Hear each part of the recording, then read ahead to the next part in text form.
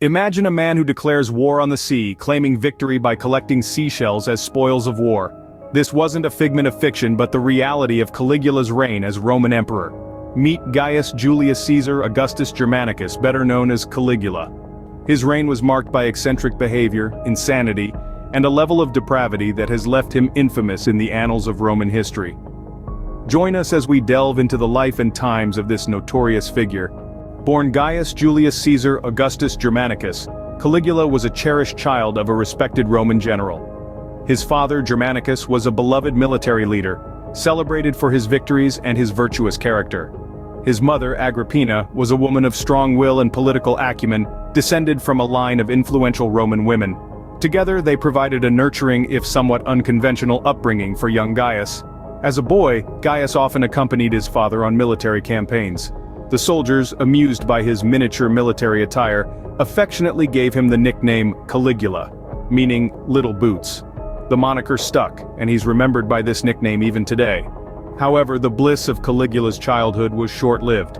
His father, Germanicus, the people's champion, died under suspicious circumstances. Many whispered that he'd been poisoned on the orders of Emperor Tiberius, who saw Germanicus's popularity as a threat to his own rule. This death left a deep and lasting impact on young Caligula. He was just 7 years old. After his father's death, Caligula's family fell from grace. His mother, Agrippina, and his elder brothers were systematically eliminated, victims of political machinations and suspicions of treason. Caligula, too young to be considered a threat, was spared, but was forced to live with the very man believed to be responsible for his father's death, Emperor Tiberius. These early experiences, the loss of his father, the downfall of his family, the cruel whims of power, shaped Caligula profoundly. He learned that power could be wielded mercilessly, that loyalty was a fickle thing, and that life, even for those of noble birth, was fraught with danger and uncertainty. His early life was marked by tragedy, which many believe set the stage for his later madness. Upon the death of Tiberius, Caligula ascended to the throne, initially welcomed with open arms by the Roman people. The young emperor, only 24 years old, radiated charm and potential. The citizens of Rome, weary from Tiberius's strict rule, saw in Caligula a beacon of hope. Indeed, during the first several months of his rule, Caligula seemed to be the answer to the people's prayers. Caligula was quick to capitalize on this initial goodwill. He granted bonuses to those in the military, eliminated certain taxes, and hosted spectacular gladiatorial games.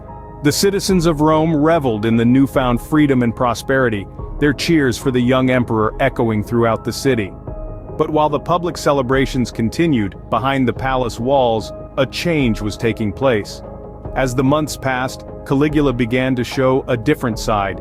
He started to indulge in extravagant luxuries, squandering the Roman treasury on his personal pleasures. He became increasingly unpredictable, his moods shifting rapidly from joviality to rage. The Roman Senate, once optimistic about Caligula's rule, started to grow uneasy. They noticed his increasing obsession with power, his disregard for tradition, and his apparent delight in cruelty. Whispers of concern turned into murmurs of alarm as Caligula's behavior grew more erratic.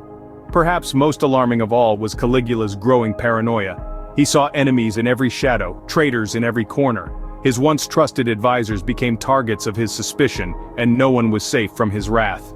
This paranoia bred a climate of fear and uncertainty, a stark contrast to the initial optimism of his rule. Caligula's descent into madness was not a sudden plunge but rather a gradual slide. It began subtly, with small signs of eccentricity. But these quirks soon evolved into full-blown insanity. The Roman people, once enamored with their young, charismatic leader, watched in horror as he transformed into a tyrant. But soon, the initial euphoria began to fade, as Caligula started to show signs of the madness that would define his reign. The Golden Boy of Rome had become its greatest nightmare, and the city braced itself for the chaos that was sure to come. From extravagant spending to bizarre public appearances, Caligula's behavior became increasingly erratic. The Roman Empire had seen its fair share of eccentric leaders, but none quite like Caligula. His actions and decisions began to unnerve those around him, and the seeds of his madness were starting to blossom into full-blown insanity. One of the most notorious episodes of his reign was his proclamation of divinity.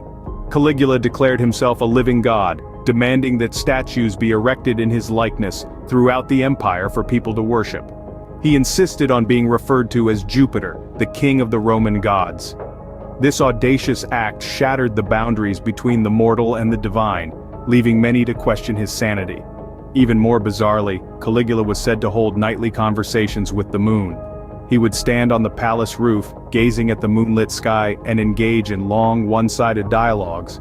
To him, the moon was not a celestial body but a confidant, a friend in the lonely hours of the night.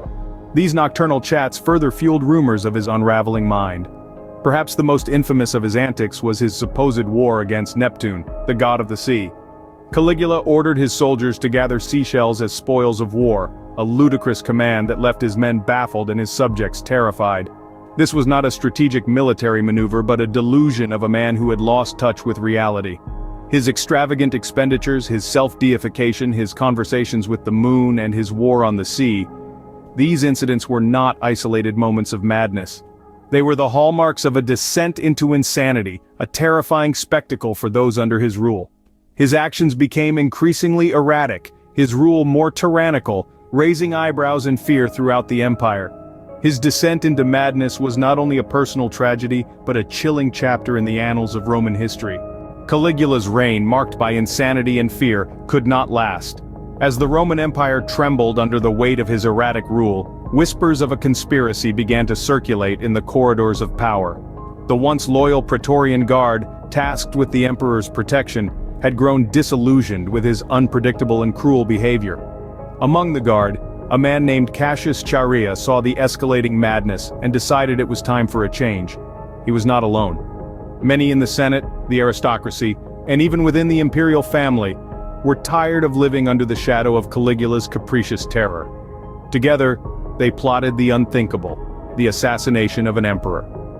The day of reckoning came in late January of the year 41. As Caligula, oblivious to the plot against him, was making his way through a narrow corridor in the imperial palace, the conspirators struck. Cassius Chaerea was the first to drive his dagger into the emperor, followed by others. The mad emperor, who had ruled with fear and insanity, fell, leaving behind a legacy of chaos and terror. In the immediate aftermath, chaos reigned. The Praetorian Guard, realizing their own complicity, sought to control the situation. They found Caligula's uncle, Claudius, cowering behind a curtain in the palace, and declared him the new emperor. The Senate, who had hoped to restore the Republic, were once again sidelined, and the imperial system continued. However, the death of Caligula sent shockwaves throughout the empire. It was a grim reminder of the dangers of absolute power, and the lengths to which those oppressed by it would go to reclaim their freedom. The madness of Caligula, although extreme, was not unique in the annals of Roman emperors, but it was his descent into tyranny that pushed his subjects to their limits. Thus ended the reign of Caligula, a reign marked by madness and terror. His death marked a turning point in Roman history, a stark reminder of the thin line between power and madness, between ruler and tyrant. Caligula's legacy is one of infamy, a stark reminder of the dangers of unchecked power and madness. His reign, although short-lived, left a long-lasting imprint on the annals of history. From his extravagant spending that nearly bankrupted the Roman treasury, to his erratic behavior and brutal violence, Caligula's reign is seen as a dark period in Roman history. This infamous emperor, with his flamboyant personality and absolute disregard for the norms, has fascinated historians and writers alike, leading to his portrayal in various forms of popular culture. From Robert Graves' novel, I, Claudius, to the numerous films and television series, Caligula's life has been depicted, time and again, as a cautionary tale of power and insanity. But perhaps the most profound impact of Caligula's reign was the lessons it taught us about the perils of absolute power. His reign serves as a stark reminder of the potential for despotism when a ruler is given unchecked authority. It underlines the importance of checks and balances in a governing system, a lesson that has shaped the political landscape of many modern societies. Caligula's reign, though marred by madness and debauchery, also played a significant role in the transition of Rome from a republic to an empire, setting the stage for the future emperors to follow. Caligula, a name synonymous with madness, serves as a stark reminder of the depths to which human nature can descend when given absolute power.